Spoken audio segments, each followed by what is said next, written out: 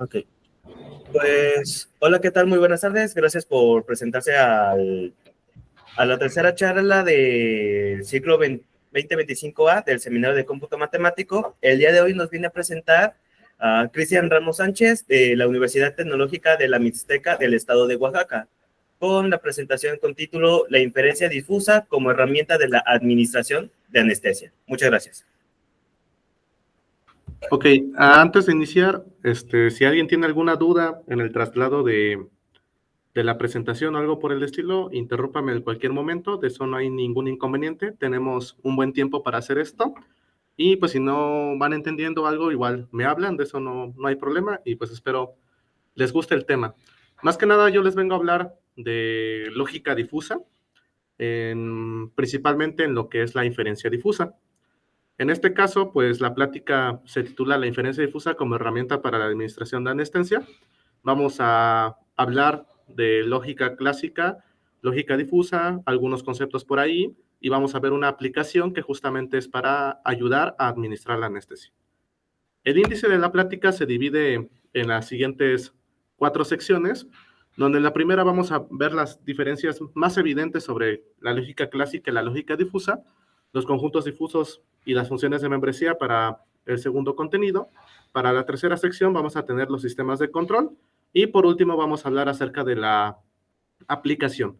Si llega a dar un poco más de tiempo, les puedo presentar otras aplicaciones si es que les interesa y por supuesto cualquier cosa sobre bibliografía o la plática o algo que quieran que les pase, con mucho gusto se los compartiré. Empecemos hablando acerca de lógica clásica contra lógica difusa. Recordemos más que nada la lógica clásica. Esta pues se utiliza en muchos ámbitos de la matemática, también en computación, en programación estructurada, por supuesto. Y la lógica clásica, pues en primera estudia las proposiciones lógicas. Tenemos que es booleana. ¿A qué nos referimos con esto? Que asigna solamente un valor de verdad, ya sea verdadero o falso. Por lo regular, en computación y en ocasiones por simplicidad, elegimos que el verdadero sea 1 y que el falso sea 0. Luego, por otra parte, tenemos a la lógica difusa. Esta estudia las variables lingüísticas, ya no las proposiciones lógicas.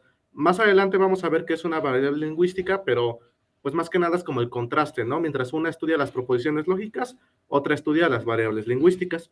Como segundo punto tenemos que la lógica difusa maneja el concepto de verdad parcial, es decir, ya no se queda en algo booleano, sino que los valores de verdad se encuentran entre absolutamente cierto, que es el 1, y absolutamente falso, que es el 0.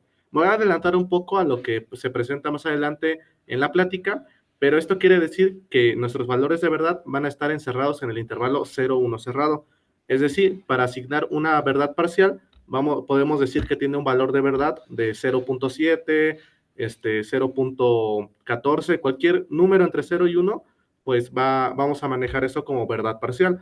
El hecho de que estamos usando el intervalo 0,1, pues es más que nada por simplicidad. Realmente podemos utilizar cualquier intervalo cerrado en los reales, así que de eso no hay ningún problema, simplemente lo hacemos por lo que es más sencillo.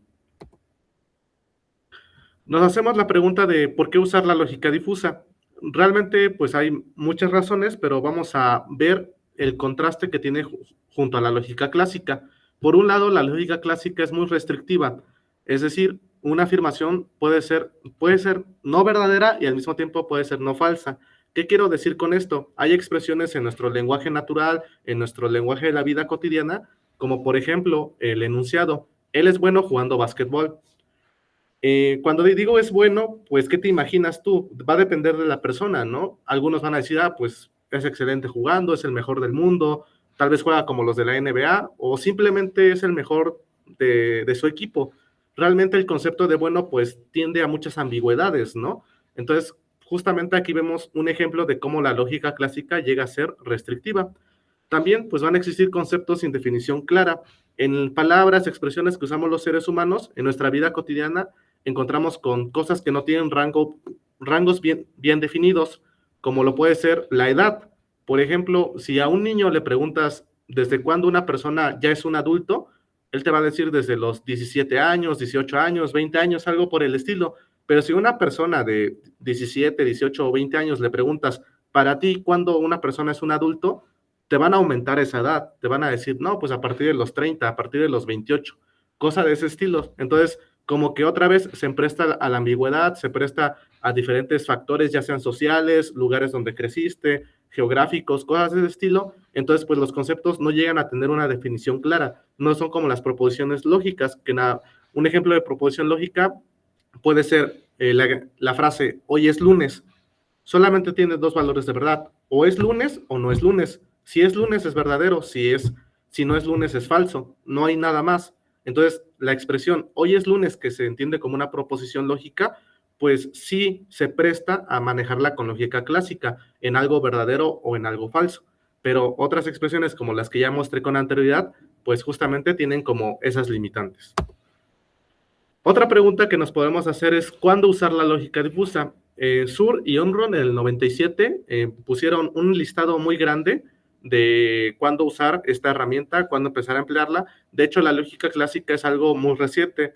No recuerdo con exactitud en qué años empezó sobre esta teoría, pero todo comenzó con el hecho de manejar lógicas multivaluadas, empezado con la trivaluada, luego aumentando y cosas de estilo, y pues se preguntaron, ¿no? ¿Qué pasa si le agregamos infinitos valores de verdad? Entonces, pues eso, evolucionando de poco en poco, se llegó a la conclusión que la lógica difusa es una buena herramienta, una buena rama de la lógica cuando deseemos representar y operar con conceptos que tengan cierto grado de imprecisión o cierto grado de incertidumbre. ¿Cuándo no usar la lógica difusa? Pues igual que muchas herramientas a lo largo de la matemática y la computación, pues si puedes resolver los problemas con una técnica mucho más sencilla, ¿para qué sacrificarte, no? ¿Para qué sacrificar sistema de cómputo, tiempo, cosas de ese estilo? Pues si existe algo más sencillo que puedas emplearlo, pues aplícalo. Y en dado caso de que pues, la lógica difusa es la técnica más sencilla con la que lo puedas emplear, pues hazlo. No te limites a utilizar otras cosas, sino que al final de cuentas, esto es una herramienta y claramente en ciertas circunstancias va a ser la mejor y en algunas otras se puede sustituir por alguna otra cosa. Pasemos ahora con conjuntos difusos y hablar acerca de las funciones de membresía. Más que nada ya vamos a entrar de lleno a definir cosas de la lógica difusa para que vayamos entendiendo ciertos conceptos que se van a platicar más adelante. Primero empezamos a hablar acerca de los conjuntos clásicos. Estos pues van a surgir de forma natural. A lo largo, no sé si ya les han platicado de la historia de cómo empezaron a surgir los conjuntos, pues justamente en pocas palabras es por la necesidad del ser humano de clasificar objetos y conceptos. Un ejemplo de conjuntos puede ser el conjunto personas. Las personas pues son claramente, sabemos quiénes son personas, mientras que algún animal, algún objeto, pues no lo vamos a incluir en ese conjunto de personas. Los conjuntos clásicos, pues, cuentan con una función de pertenencia. Ya yéndonos a la parte más formal, podemos definir a los conjuntos clásicos de la siguiente manera. Damos un universo de discurso X, vamos a elegir un conjunto A contenido en X y a un elemento de ese universo. Vamos a definir a la función mu de A, que va del conjunto universo a solamente los valores 0 y 1, como sigue.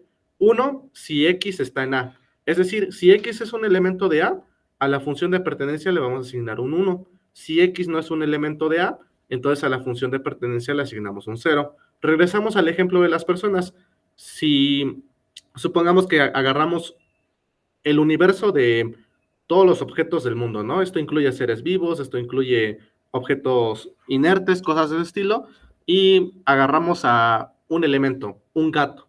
Entonces, el gato va a tener como valor en la función de pertenencia un 0, porque no es una persona. Mientras que yo, que soy una persona, pues voy a tener un valor de un 1. Luego, pues, de manera intuitiva o manera inmediata, podemos concluir que el conjunto universo va a tener el valor de 1 para cada X en X, mientras que el vacío va a tener el valor de 0 para cada X en X en sus funciones de membresía. Ahora, ¿cuál es la contraparte difusa, por decirlo de alguna manera, de todo esto? Pues vamos a hablar acerca de los conjuntos difusos. Estos pues surgen como una nueva forma de representar la imprecisión y la incertidumbre, que es algo que queremos justamente, porque pues en aplicaciones de la vida real las cosas no se manejan en pertenece a un lado o pertenece a otro, sino que tienen ciertos grados de verdad. Estos pues no van a tener límites claramente definidos o precisos y pues son un puente entre dos tipos de computación, la numérica y la simbólica, que la simbólica pues ahorita está teniendo un auge enorme, pues porque se está usando, es la que se usa en todos los campos de la inteligencia artificial. Y como primer cosa importante que encontramos en los conjuntos difusos es que van a relajar la restricción de nuestra función de pertenencia.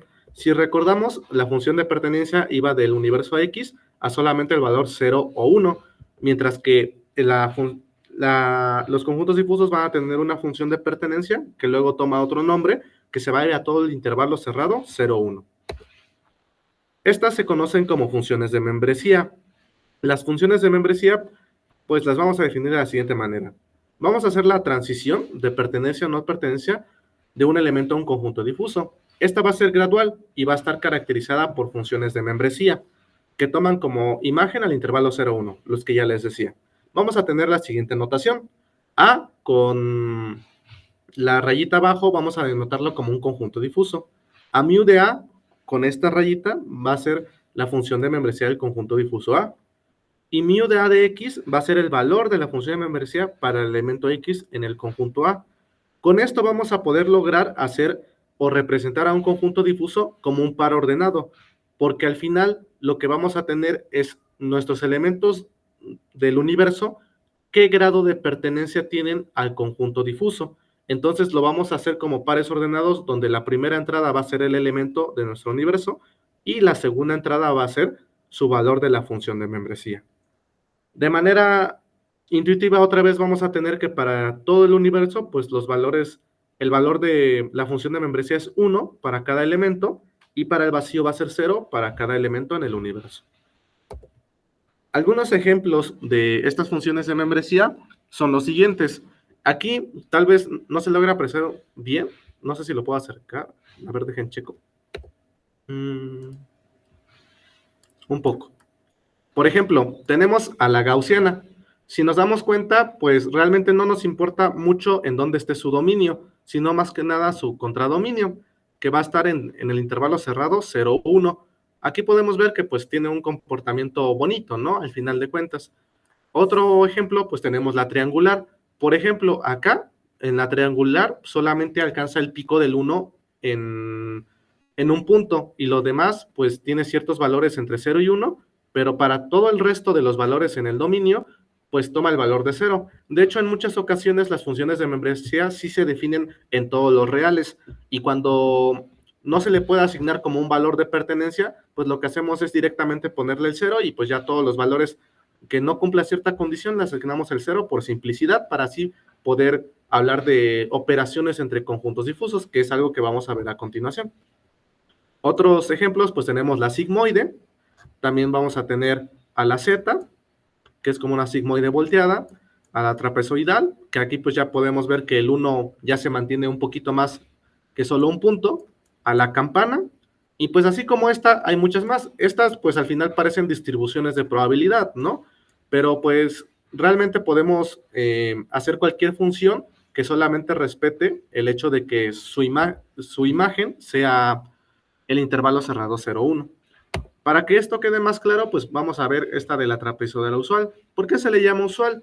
Más que nada por el hecho de que sí toca los extremos, es decir, toca el 0 y toca el 1. Puede haber funciones de membresía que nunca toquen a estos extremos y no va a haber ningún problema acerca de eso. Aquí tenemos más o menos cómo se expresa esta función, solamente para tener conciencia de esto, pero pues al final les digo, cualquier función en R que podamos mandar a su imagen al 0, 1, pues va a ser una buena función para hablar acerca de funciones de membresía. Bueno, todo lo que les acabo de platicar se puede resumir de la siguiente manera. Esto que tenemos acá, pequeña imagen, pequeño diagrama, puede ser útil para representar lo que es un conjunto clásico. Aquí el circulito azul está representando un conjunto. Vamos a denominar al conjunto azul como el conjunto de lápices. Este objeto, que al final es un lápiz, pues pertenece, ¿no? En su totalidad a este conjunto. Esto implica, pues, que va a estar contenido por completo, ¿no? Así como esto muy de caricatura, pues podemos ver que el lápiz, pues, queda adentro. Mientras que el lapicero, aunque es similar a un lápiz, como estamos hablando de lógica clásica, decir, ¿es un lápiz o no es un lápiz? Y no te preocupes de nada más.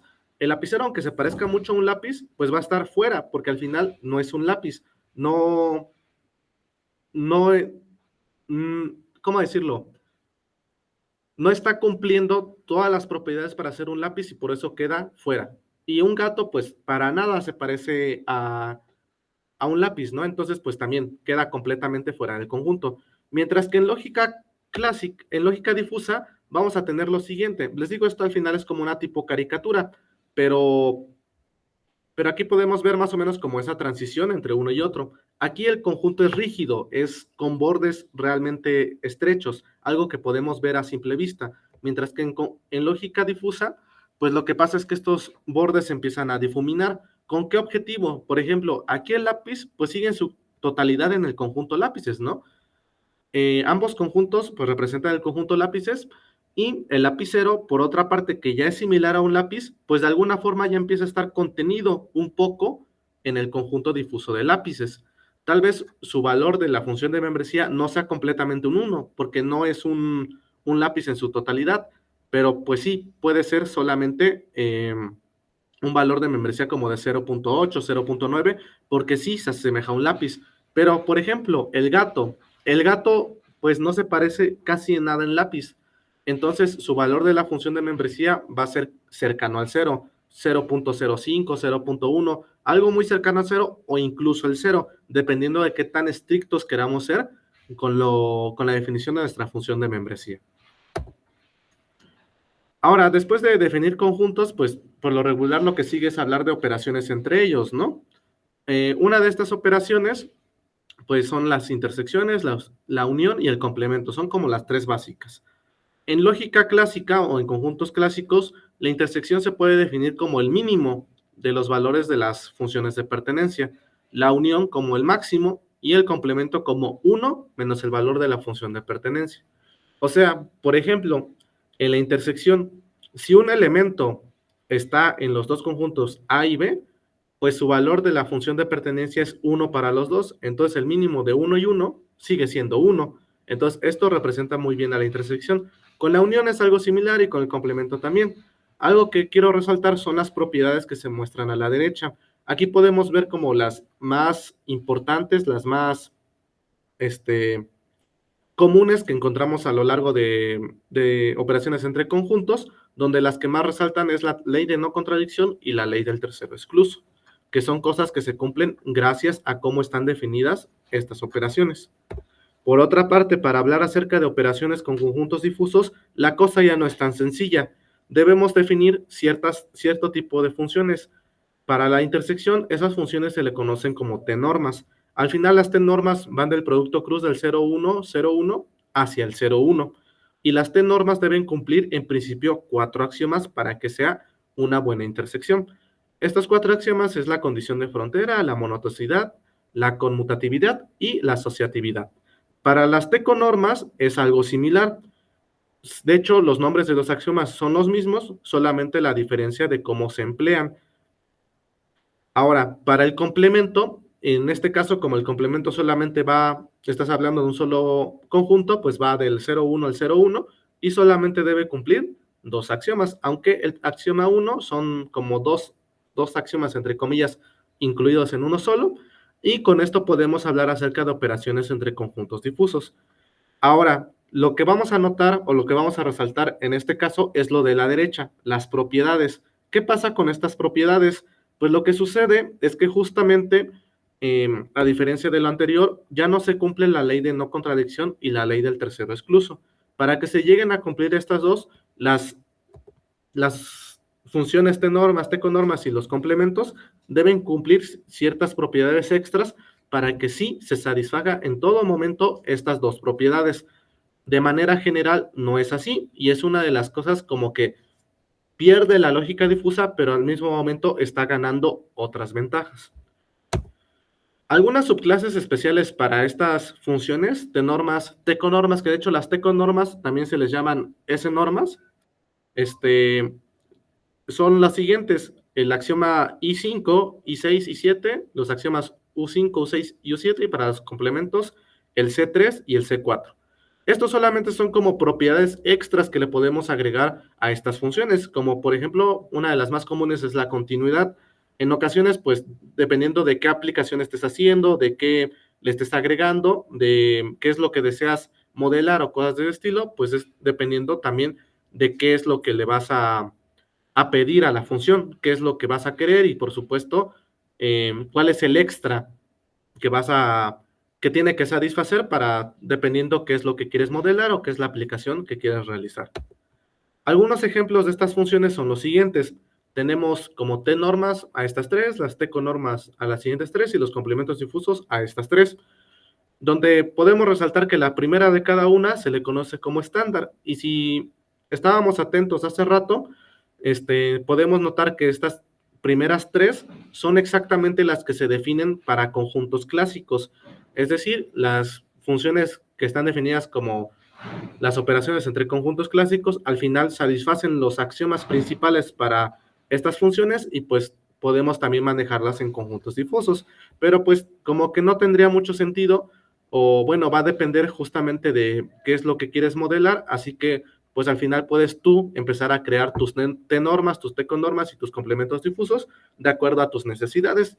Aquí algunos ejemplos, tenemos el producto, por ejemplo, el producto también jala como T-norma, la suma algebraica para las T-conormas y los complementos difusos, pues tenemos estos que son de alguna manera algo curiosos. Ahora vamos a pasar hablar acerca de los sistemas de control difuso, donde se incluye todo esto de la inferencia difusa, vamos a hablar ya acerca de las variables lingüísticas y vamos a entender por qué ya les di toda la teoría anterior para poder entender lo que sigue. Primero tenemos que entender qué es una variable lingüística, ya que la lógica difusa pues se enfoca principalmente en esto. Al final, todo lo que emplea, todo lo que hace recae en esto y pues se basa en estudiar este tipo de variables. Una variable lingüística la vamos a entender como una cantidad que proviene de expresiones verbales, ya sea para dar una propiedad, una característica o un objeto. Algunos ejemplos de esto pues es altura, edad, temperatura, azul, densidad de población, etcétera. Tal vez esto de azul quede un poco ambiguo, pero me refiero al color azul. Si recordamos, pues en la escala RGB podemos hablar de cómo está definido el azul y al final existen ciertos tonos de azul. Entonces, esto se presta a ser una variable lingüística. Tal vez cuando a una persona le decimos, oye, piensa en el color azul, no siempre pensamos en el mismo color azul. Así que esto sirve de manera buena para representar justamente este tipo de ambigüedades. Y esto, pues al final, lo que queremos con las variables lingüísticas es que se pueden representar por medio de los conjuntos difusos y, por supuesto, poseer su propia función de membresía. Voy a acercar un poco al ejemplo. Aquí tenemos la variable edad. La edad, pues, empieza desde los 0 años, 10, 20, 30, así, y pues yo la acoté en 100. Pero pues esto puede seguir. Esto pues va a depender justamente de lo que quieras hacer. Pero, por ejemplo, tenemos el conjunto difuso infante. Al final, la variable lingüística va a estar definida a través de conjuntos difusos. Puede ser que solamente esté definida de un solo conjunto difuso o varios, como es este ejemplo. Aquí la variable edad pues está definida con estos 4 conjuntos difusos. El primero es infante, el siguiente es joven, el tercero es adulto y el último es viejo.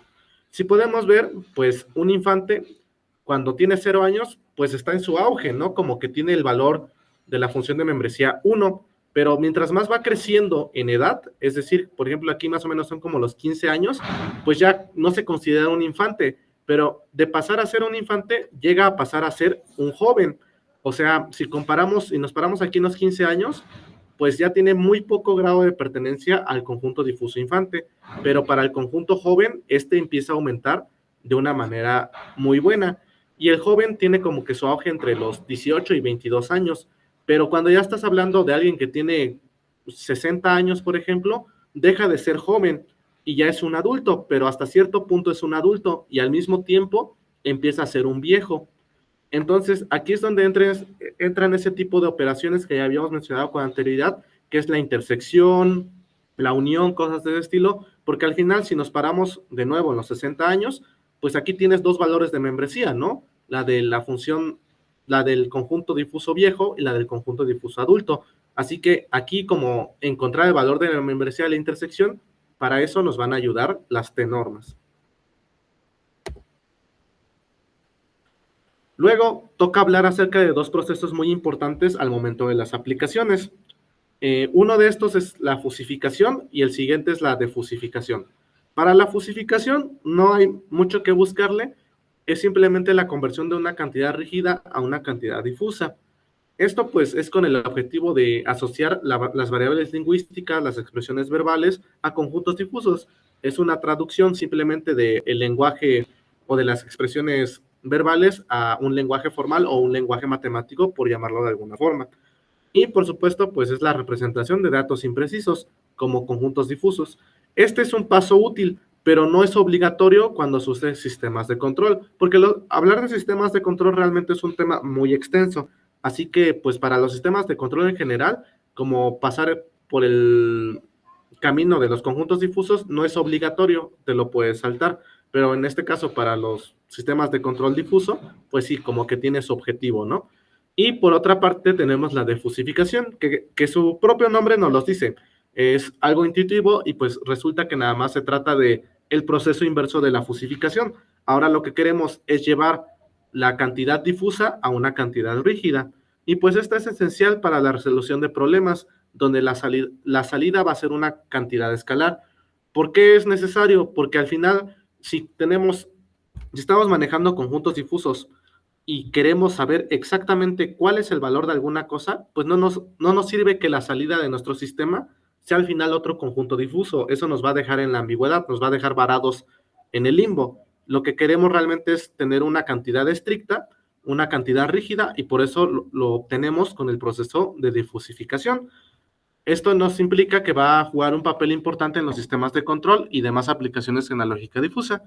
Y pues estos procesos de difusificación se han estudiado a lo largo de toda la historia de la lógica difusa y ya existen varios, o los más principales que se utilizan en la industria son los siguientes, donde el que más resalta es el del centroide, que es como el más común, pero todos los demás como que son utilizados en la industria y va a depender de cuál es tu objetivo o qué es lo que quieres realizar para elegir alguno de estos. Otra cosa acerca de la fusificación y la defusificación es que también va a depender cómo lo empleas y cómo lo haces dependiendo de tu operador experto. ¿Qué vamos a entender con un operador experto? Al final, el proceso de defusificación o defusificación va a ser el de fusificación principalmente va a ser con la ayuda de un externo, de alguien que sea experto en el tema. Nosotros no podemos llegar y que nos den una aplicación en biología, por ejemplo, en el crecimiento de alguna bacteria y decir, pues yo digo que crece de esta forma y plantear cualquier función. No, la forma de plantear esa función o de llevar el proceso de fusificación va a ser de acuerdo a una base de conocimientos previa que tengamos. Otra cosa que debemos conocer son las relaciones. Hagamos un pequeño recordatorio acerca de qué es una relación, más que nada en las relaciones clásicas. Esto pues va a ser un producto cruz al final de cuentas y pues va a ser igual, similar para las funciones de pertenencia, va a tener una función de pertenencia a las relaciones clásicas. Un 1 si X, que pues X es un elemento en el producto cruz, está en el conjunto, y 0 si X no está en el conjunto. Al final esto como que en conjuntos clásicos lo podemos traducir entre comillas a una intersección, porque podemos decir, si alguna de las entradas de X pues no está en algunos de las entradas del conjunto A, pues no pertenece y directamente es un 0, y la intersección, recordemos que era el mínimo de los conjuntos, entonces pues te va a mandar al 0. Entonces esto es como una, por decirlo de alguna forma, relación entre hablar de los productos cruz y también de las intersecciones. Pero por otra parte, para hablar acerca de relaciones difusas, realmente no hay una formulita que nos diga, pues al igual que si ya tengo mi función de membresía, lo puedo trasladar simplemente con un operador sencillo, como fue en el caso clásico. No existe algo que podamos manejarlo de esa forma. De hecho, las relaciones difusas se va a hacer de acuerdo a un operador experto, de acuerdo a una base de conocimientos previa o alguien que conozca acerca del tema, y nos va a decir cómo se relacionan los conjuntos entre sí. Aquí más que nada tenemos cómo es la notación, pero para que esto quede más claro, veamos el siguiente ejemplo. Damos a una relación R entre dos subconjuntos de X.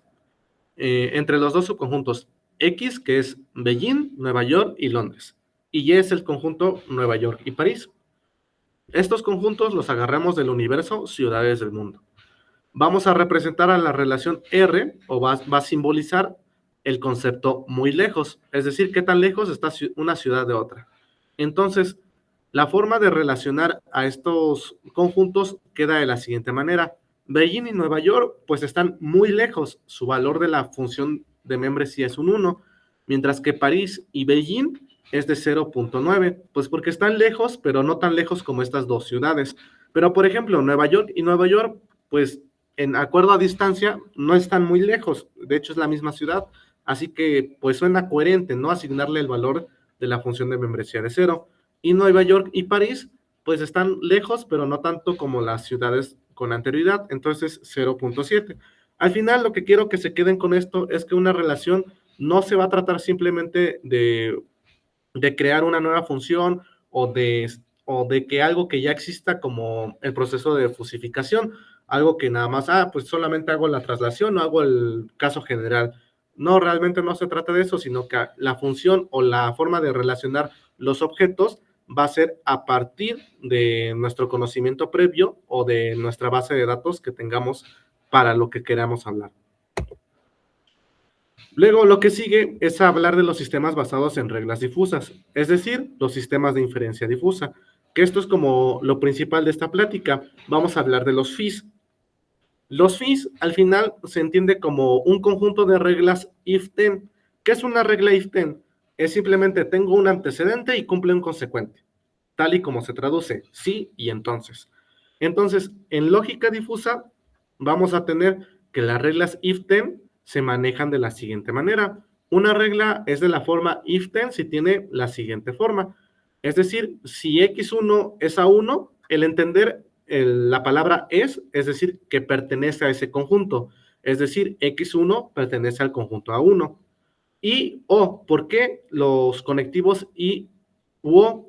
El I pues va a representar la intersección, el O pues va a representar la unión, y pues esto lo vamos a ir manejando de acuerdo a lo que ya vimos de las T-normas y las T-conormas. Y así podemos seguir agregar tantos antecedentes que queramos, simplemente con una cota que nos diga que no podemos tener antecedentes infinitos. Y al final vamos a dar una conclusión. Entonces, Y es B. Aquí me faltó agregar, pero realmente Y sí puede tener un poquito más de varias salidas, es decir, que existan más salidas en el consecuente, y pues eso se va a solucionar con la agregación. Ahorita vamos a pasar a eso, pero antes de eso, pues nos vamos a hacer la pregunta de cómo crear nuestros FIS. Pues surgen como ciertos inconvenientes, ¿no? O sea, el que yo empiece a crear mis reglas if-then de acuerdo a mi base de datos o a lo que acabo de investigar, ¿cómo me garantiza que no va a tronar? ¿Cómo me garantiza que las conclusiones que está dando son válidas? O sea, pues al final yo estoy creando mis reglas y lo que puedo hacer es como de, pues las empiezo a probar, veo que jalan con ciertos casos en específicos, pero eso no me garantiza que va a funcionar para todos los casos en general.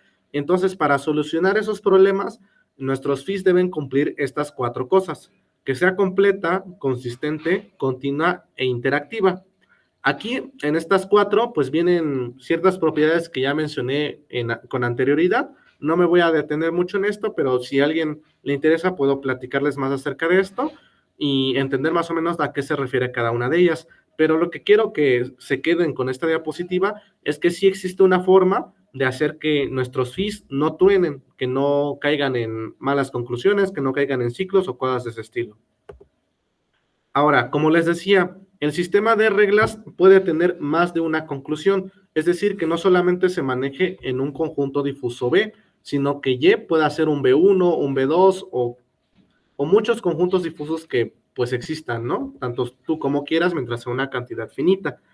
Al final, este tipo de conclusiones, Ross en 1995 nos dice que solamente existen 2 casos extremos. Es que el sistema sea conjuntivo o sea disyuntivo, es decir, que las conclusiones, el consecuente, sea solamente una intersección difusa o el consecuente sea una unión difusa. Esto lo volvemos a solucionar gracias a las operaciones platicadas con anterioridad, que son las T-normas y las T-conormas. Finalmente, una de las cosas, por último, que necesitamos para entrar a la aplicación es el razonamiento difuso y, por supuesto, la inferencia difusa. El razonamiento difuso, pues son operaciones de inferencia sobre las reglas difusas. Es decir, al final tengo mis reglas, ya las empleo, tengo mi sistema de reglas, ahora ¿cómo opero con ellas? ¿Cómo empiezo a trabajar con ellas? Pues esto va a ser con estos 4 pasos, que el primero es que se resume en ser el proceso de fusificación. El segundo es darle una fuerza de disparo, es decir, un peso a cada regla mediante una T-norma. También vamos a generar los consecuentes, ya sean difusos o rígidos. Eso no me detuve anteriormente, pero aquí en nuestras reglas if-then, la conclusión no necesariamente tiene que ser un conjunto difuso, sino que también puede ser un conjunto rígido. Entonces, pues vamos a generar esos consecuentes de acuerdo al peso que mencionamos en el paso 2. Y como último paso, pues vamos a hacer el proceso de defusificación. El cuarto paso, pues no es necesario en todos los casos, porque, pues como les digo, en el tercer paso vamos a generar ya sea conjuntos difusos o rígidos.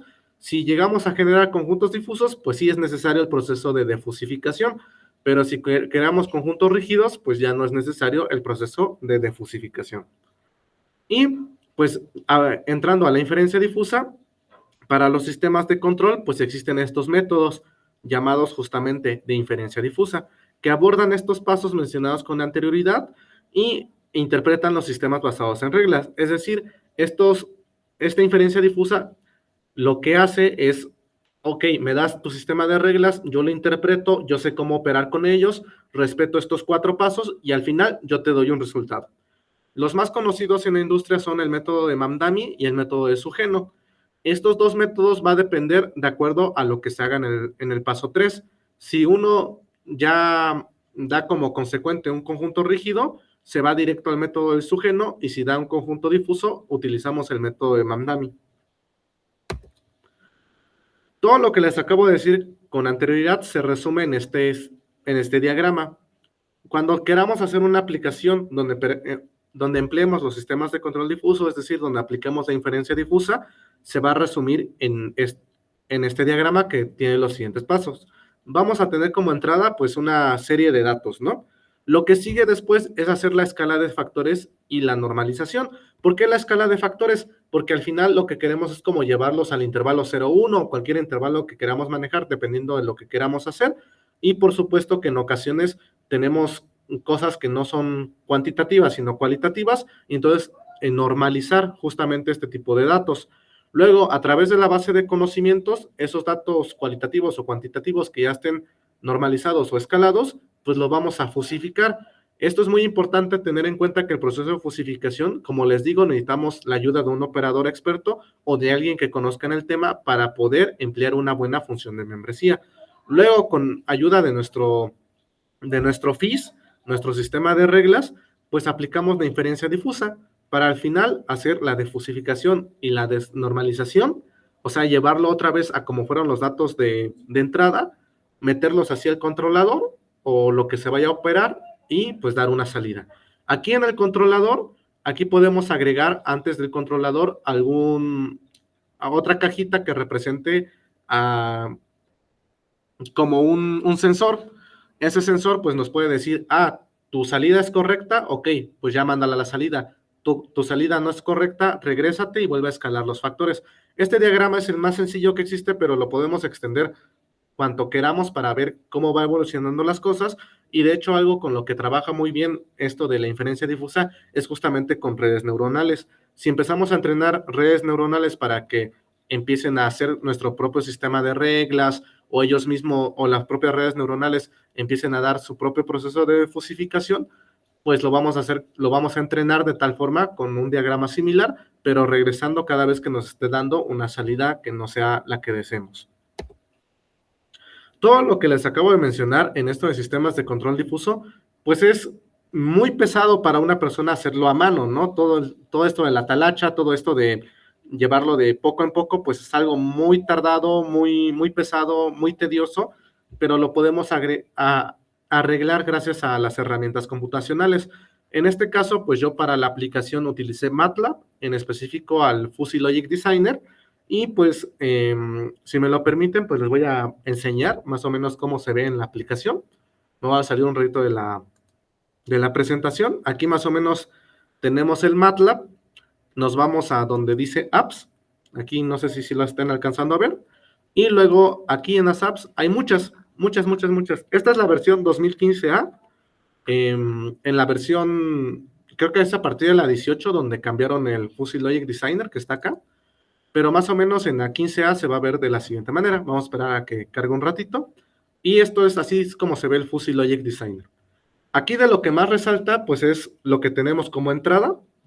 Aquí es donde van a entrar nuestros conjuntos de entrada, nuestras variables lingüísticas, y si le damos clic a esto, nos abre justamente la variable lingüística. Es decir, la entrada es una variable lingüística. Esa variable lingüística va a estar caracterizada con conjuntos difusos. Aquí, pues se nos abrió una nueva ventana. Esta nueva ventana, pues representa los conjuntos difusos. Lo voy a hacer un poco más grande. Esto, pues al final, estos 3 líneas que se ven acá son conjuntos difusos, y de hecho podemos modificarlas. El Fuzzy Logic Designer ya trae consigo mismo varios tipos de funciones de membresía. Por ejemplo, la triangular, la trapezoidal, la campana de Gauss. Vamos a darle clic a esta y se nos vuelve una campana de Gauss. Aquí están los parámetros con los que entraban. No sé si recuerden el ejemplo que vimos de la trapezoidal, que eran justamente 4 parámetros, y los podemos modificar con la sencillez de nada más agarrar el ratón y empezar a mover las cosas como queramos. Entonces, esta app de que viene implementada en MATLAB, pues es muy útil para hacer justamente estos sistemas de control y emplear la inferencia difusa. Aquí, otra cosa de las que podemos notar es pues el rango de salida, aquí una cajita de ayuda, y podemos entretenernos con mucho para hacer justamente las funciones de membresía. Otra de las cosas que nos incluye el Fuzzy Logic Designer, pues es también cómo son nuestras T-normas, nuestras T-conormas y todo lo demás. Por ejemplo, pues el AND, pues al final es la T-norma. ¿Cómo la definimos? Por ejemplo, aquí está utilizando la del mínimo. Aquí ya vienen incluidas algunas, la del producto, que es una de las que yo también les hablé, pero podemos agregar personalizadas. Eso es algo muy bueno de este programa, que podemos agregar nuestras funciones. No solamente se limita a las que ya vienen incluidas, sino que también podemos agregarlas de nosotros. El OR, por ejemplo, pues también viene la del máximo, otra que está acá. También podemos hablar acerca de implicaciones difusas, pero como yo no lo utilicé en la aplicación que les voy a mostrar a continuación, pues no me detuve a hablar acerca de esto. Aquí está el proceso de agregación, que era algo que les platiqué. Aquí pues existe el del máximo, el de la suma. También existe el proceso de fusificación. No sé si recuerdan de algunos que les decía que el centroide justamente era como el más conocido, y pues aquí ya vienen algunos, que es la del bisector, y aquí que estas abreviaciones no sé muy bien cuáles son, pero pues todo esto pues viene al final en la biblioteca de MATLAB. Podemos ver de qué trata y empezar a trabajar acerca de eso. Aquí pues solamente es para hablar acerca de las variables. Y otra de las cosas es esto del centro. Aquí, si nos damos cuenta, aquí tiene nuestro proceso, nuestra inferencia difusa, que por default trae el mandami, pero sí lo podemos cambiar a ¿cómo se llama? Al de Sugeno, que son los dos más conocidos. Al momento de darle clic, se nos agrega nuestro editor de reglas, donde vamos a incluir nuestras reglas. Por ejemplo, vamos a agregar otra variable de entrada. Era agregar variable y una variable de entrada. Ya tenemos 2 variables de entrada. Podemos crear una regla if-then con esas 2 variables de entrada. Por ejemplo, la entrada 1 te dice es el conjunto difuso 1, 2 o 3 o ninguno. Vamos a poner que es el 3.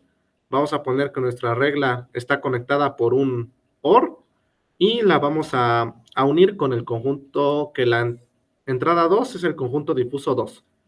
Entonces, aquí también podemos agregar las negaciones, el not, que al final las negaciones se entienden como los complementos, así que eso también ya lo platicamos, y solamente le damos en agregar regla, y listo, ya tenemos.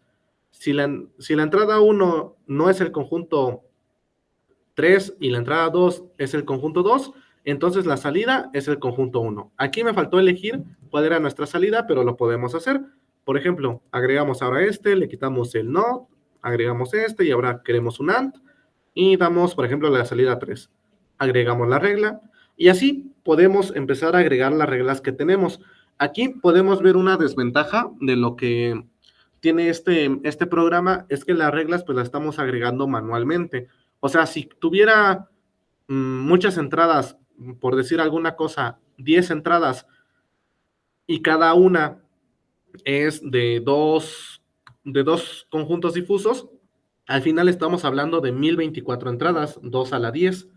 Entonces, pues meter como a manita todo este tipo de cosas, pues es muy tardado, muy tedioso, y eso lo solucionamos justamente con redes neuronales. Ambas, pues se complementan de una muy buena manera. Y pues esto es como lo más importante de acá.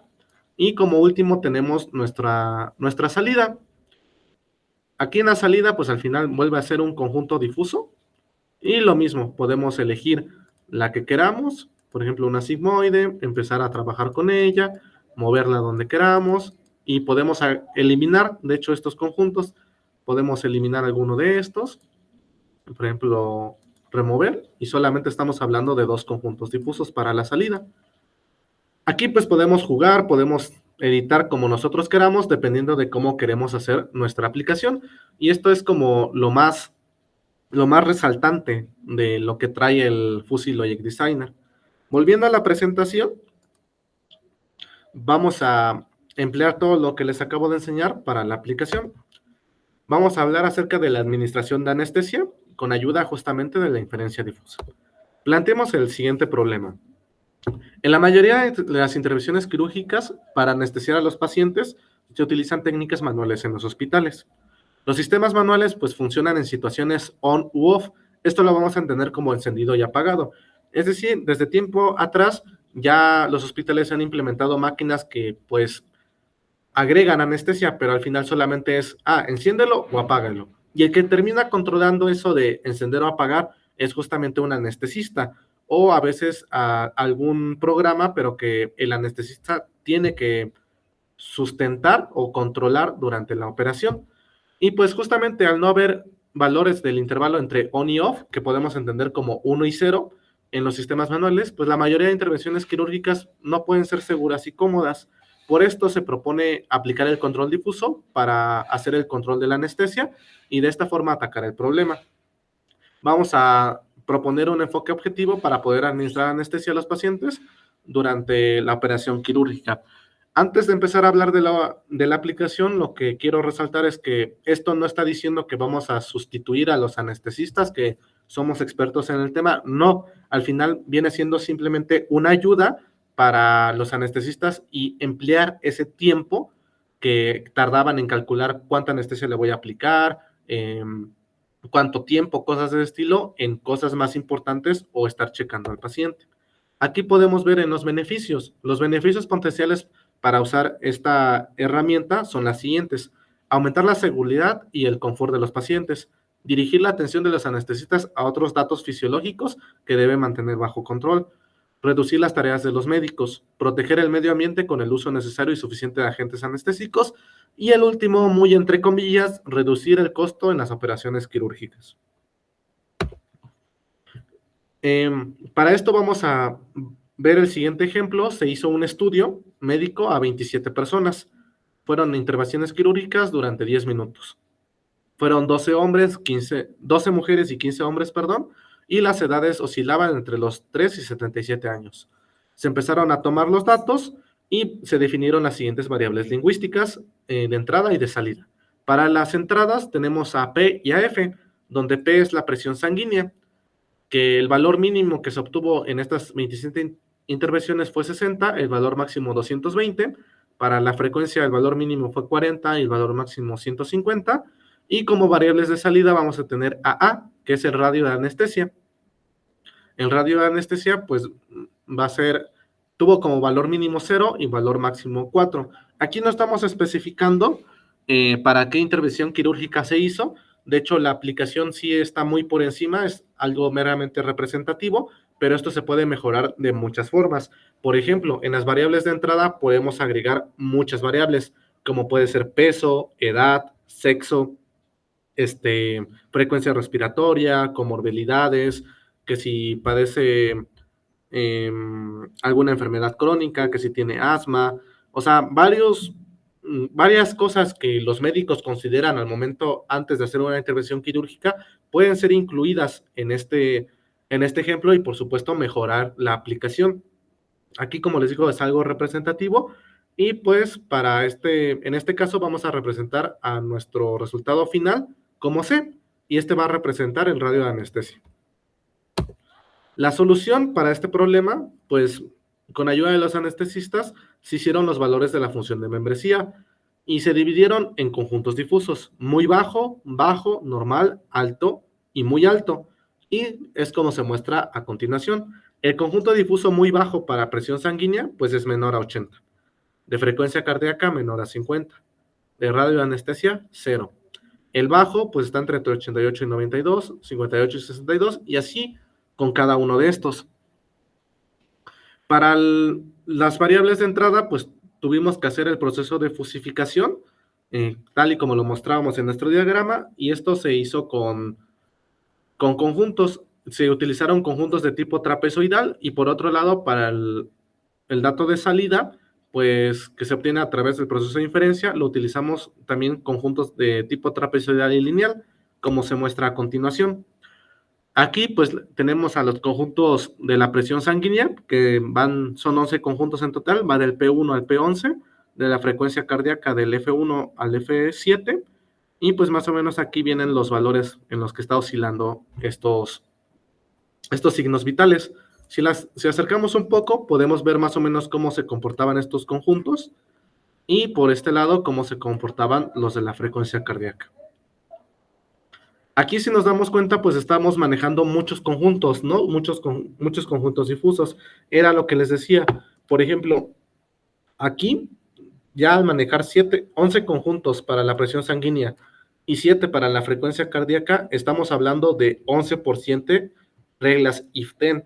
Entonces, pues como que sí, parece que pues meterlas a manita no es la mejor opción, ¿no?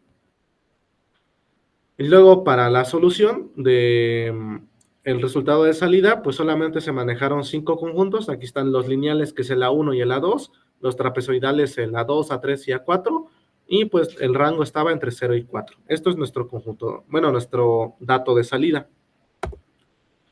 También para reducir un poco lo de estar ingresando manualmente las reglas IF-10, lo que se optó fue descartar condiciones en las cuales no se satisfacieran las cosas o que fueran casi imposibles de lograr.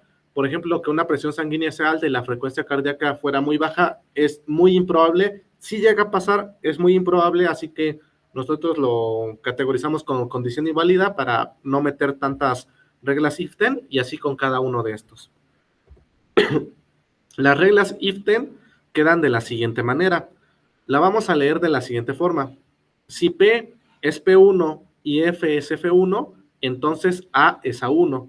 ¿Qué nos está diciendo? Que si nuestra presión sanguínea está en el conjunto P1 y la frecuencia cardíaca está en el conjunto F1, entonces nuestro radio de anestesia va a estar en el conjunto A1.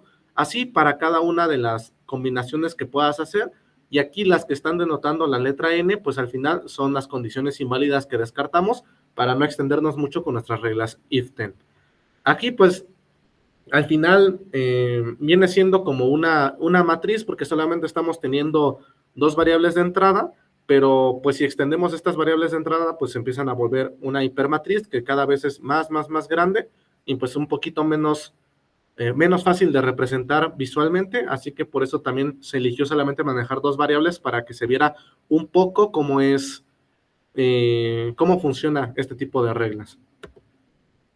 Luego, para el proceso de defusificación, utilizamos el método de centroide, que está dado de esta forma. Así como presenté el del centroide y otros métodos con anterioridad, cada uno tiene su formulita, pero al final el de centroide es esta y es el que ocupamos, el que se creyó que era el más viable para este tipo de aplicación.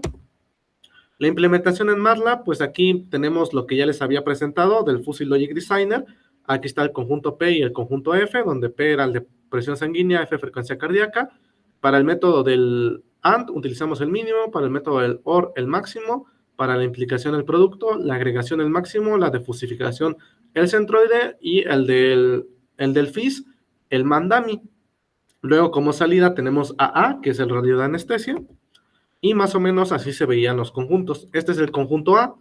Aquí están los 5 conjuntos, que si recordamos cómo teníamos nuestro grafiquito, solamente era trasladar esto que ya teníamos acá a nuestra aplicación y quedaba de esta forma. Luego, así más o menos se veía la lista de las reglas if-then. Como les digo, pues estaba muy complicado, ¿no? Como el hacer todas las reglas, como anotar cada una de ellas.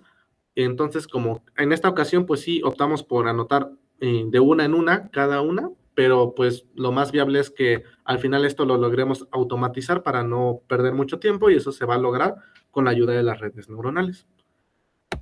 Y finalmente, como estamos hablando de solamente 2 variables de entrada y una de salida, esto lo podemos ver como una función que va a R3 y pues justamente así se ve como la superficie. Esto nos los ayuda, de hecho, nos los da también el Fuzzy Logic Designer. No entré a detalle cuando les abrí la aplicación, pero sí lo podemos emplear, pero cuando ya estamos hablando de más variables de entrada, esto se vuelve un poco innecesario, pero pues ahí está por si lo queremos ocupar o queremos extraer algo de nuestra gráfica. Finalmente, el resultado de nuestro programa queda de la siguiente manera. Aquí ingresamos el valor de la presión sanguínea, aquí el de la frecuencia cardíaca y aquí el de la anestesia. Solamente es cuestión de mover esta barrita roja en estas dos y el resultado nos los marca acá. O anotamos acá la entrada. Por ejemplo, yo aquí en presión sanguínea le puse que tenía 137, en frecuencia cardíaca 87 y el programa nos dice, el radio de anestesia que vas a aplicar es de 1.83. Aquí otro ejemplo, teníamos como entrada en presión sanguínea 86.8, 93.4 en frecuencia cardíaca y el radio de anestesia es 0.562. Y así empezamos a meter datos y podemos ver cómo va variando el valor del radio de anestesia. Al final, esto que estamos indicando acá es meramente una ayuda a los anestesistas. No te está dando algo muy preciso, por lo mismo que solamente se manejaron 2 variables de entrada. Como les digo, podemos mejorar esta aplicación muchísimo, pero al final llega a ser una ayuda a los médicos y que puedan concentrar el tiempo que tienen, que es muy valioso en las intervenciones quirúrgicas, a otra cosa. Como conclusiones, vamos a tener que el control para la administración de anestesia puede aplicarse con éxito con ayuda de la lógica difusa. Como ya les mencionaba con anterioridad, mientras más variables de entrada sean consideradas, más preciso será el sistema de control. También tendremos que, gracias a este nuevo método de análisis, se puede obtener un mejor rendimiento sobre cuánto y cuándo, por supuesto, aplicar el agente anestésico. Aquí no pusimos el cuándo, porque solamente manejamos un conjunto de salida, pero sí pudimos agregar otro conjunto de salida donde pues dijéramos, pues el conjunto de salida no es apto para recibir anestesia, no lo hagas. Como les digo, esta aplicación se puede mejorar muchísimo, pero otra de las conclusiones que tenemos es que pues el anestesista va a emplear menos tiempo en determinar la cantidad de administrar el agente anestésico. Y por último, que el paciente tendrá una operación más segura y tal vez, muy tal vez, menos costosa. Otras aplicaciones de la lógica difusa pues son las siguientes, donde las que más están resaltando ahorita es la inteligencia artificial, el procesamiento de imágenes y la minería de datos. Por si no lo sabían, de hecho la lógica difusa se considera como uno de los pioneros para la inteligencia artificial. La lógica difusa tenía mucho potencial en algún momento, pero empezaron a encontrar ciertas limitaciones y luego empezaron a hablar de lógica probabilística, que es algo muy similar, que igual se manejan en intervalos 0,1 y cosas de ese estilo, pero es un poquito más fuerte. Aún así, esto no significa que quedó en el olvido, sino que se sigue empleando en muchas cosas que estamos usando hoy en día, así que la lógica difusa sigue presente en lo que estamos haciendo y por supuesto en otras cosas que vayamos a hacer. Como último, como bibliografía, tengo estos 4 libros.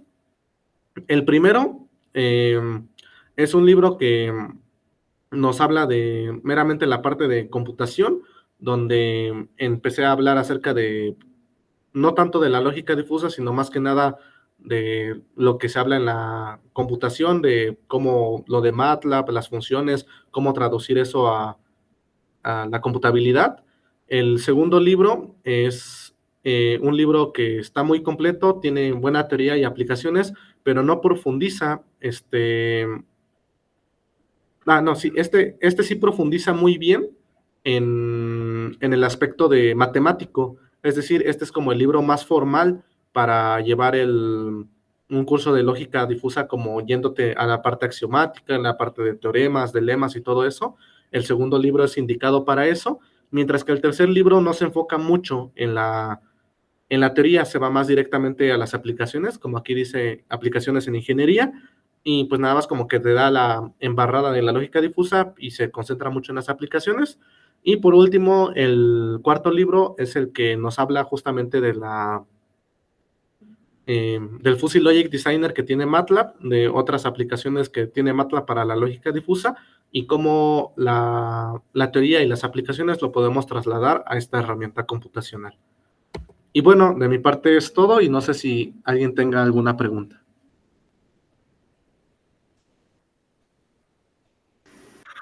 Ok. Pues, Cristian, muchas gracias por la presentación y bueno, el doctor Abel se tuvo que retirar, pero sí nos mandó algunas preguntas para ti. Ok. Ok, primeramente, comentarte que tu presentación estuvo bastante clara y que le gustó. Gracias.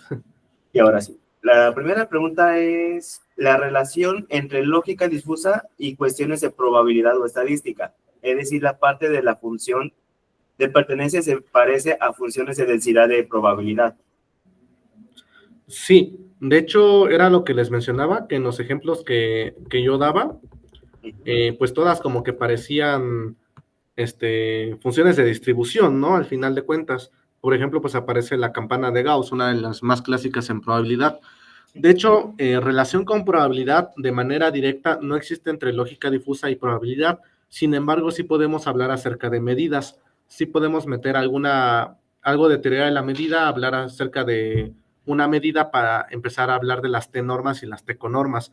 En el aspecto de las funciones, como que eso sí se complementa muy bien, pero realmente si quieres como enfocarte al ámbito de la probabilidad, sí existe la lógica probabilística, como te mencionaba, pero, con lo que sí se relaciona la lógica difusa es con la estadística bayesiana. De hecho, para supervisión de centrales, nada más por platicarte un ejemplo, haz de cuenta que tú eres dueño tú vas a construir un edificio, ¿no? Y eres dueño de una empresa y vas a ver y quieres que tus muros cumplan cierta condición. Ok, en el mercado hay 3 tipos de cemento, ¿no? Pero justamente como tú ya has manejado con algunas otras empresas y todo eso, pues hay un cemento que te hace una promoción, ¿no? Alguien que ya le tienes confianza, te hacen un descuento. Entonces, lo que puedes agregar con estadística bayesiana es un peso a la toma de decisiones. Yo soy el jefe, yo quiero que me digas cuál es el mejor cemento, pero teniendo en consideración que me sale más barato comprar este. O sea, como agregar ese tipo de cosas, ese tipo de pesos a las reglas, se hace con ayuda de estadística bayesiana. ¿De acuerdo? Muy bien. Ahora, la segunda pregunta que hace es que menciona redes neuronales, pero ahí no son redes neuronales difusas, ¿o sí? No, son redes neuronales clásicas. Al final la parte difusa o la parte de la traslación entre rígido y difuso se hace en el proceso de fusificación y en el de defusificación. Así que al momento de trabajar con las redes neuronales, son redes neuronales normales, las que conocemos de siempre, porque al final lo que estamos haciendo es como tenemos nuestras entradas y las estamos enviando a salidas, que son los conjuntos. Los conjuntos pues desaparece como están definidos, simplemente los estamos enviando allá y queremos ver que nuestras redes neuronales se entrenen para que los envíen correctamente a los conjuntos. Muy bien. ¿Alguien más tiene alguna pregunta? Ok. Pues una última pregunta ya por parte mía. ¿Ok? Muy bien. Muy bien. Dices que a la hora de meter como los parámetros, entre mayor cantidad de parámetros que tengas, se vuelve más largo el proceso, ¿cierto? A la hora de quererlo escribir. Sí. Muy bien. Igual, se puede haber una técnica que sea sin necesidad de redes neuronales, que tú te hagas tus cuentas a mano y que digas como que los extremos tal vez ya no se necesiten y descartar así opciones manualmente para no escribir todos los casos. Sí, de hecho, en las reglas if-then, en las reglas if-then, de hecho, sí tiene mucha teoría por detrás. Las reglas if-then no es algo como particular de la lógica difusa, de hecho, se utiliza desde lógica clásica, y al final es tener un antecedente y un consecuente. Como tú dices, pues puede haber el caso, ¿no? Que no se llegue como al límite, quitar los extremos, y eso nos ahorra mucho trabajo. Pero, pues, al momento de crear nuestras reglas, como justamente, aunque quitemos los extremos, seguimos teniendo el problema del conjunto abierto. Entonces, ¿cómo solucionamos todo lo que está ahí adentro? Pues al final es ingresar las reglas, por decirlo de alguna forma, manual. Y pues realmente no sé si existe alguna técnica para desechar reglas, para no considerarlas, pero lo que sí te sugeriría es que con esto de completa, consistente, continua e interactiva, te pueda ayudar para ahorrarte cierta chamba, porque puede ser que tú digas, pues yo quiero meter esta regla, ¿no? Y al final sea una regla innecesaria, una regla que se esté repitiendo, una regla que ya existe, pues, ¿para qué te estás matando como creando reglas que ya están, ¿no? Entonces, desde un principio, como plantear estas 4 cosas para no caer en cosas repetitivas, en cosas que se empiezan a ciclar, pero realmente decirte como un método así como tal, que te ayude a esa parte, saltártela, no lo conocería. Okay. Muchas gracias, Cristian. Sí. Entonces, si ya no hay más preguntas de por medio, pues te agradecemos, muchas gracias por esta presentación. Al contrario, gracias por la invitación y pues espero no sea la única vez. Si les puedo llegar a compartir algo, alguien estuvo interesado en la plática y por supuesto quiere las diapositivas, algo por ese estilo, adelante con toda confianza y pues cualquier duda, tienes mi correo, lo puedes proporcionar y aquí estamos. Ok, Cristian, muchas gracias. A ti, hasta luego. Hasta luego.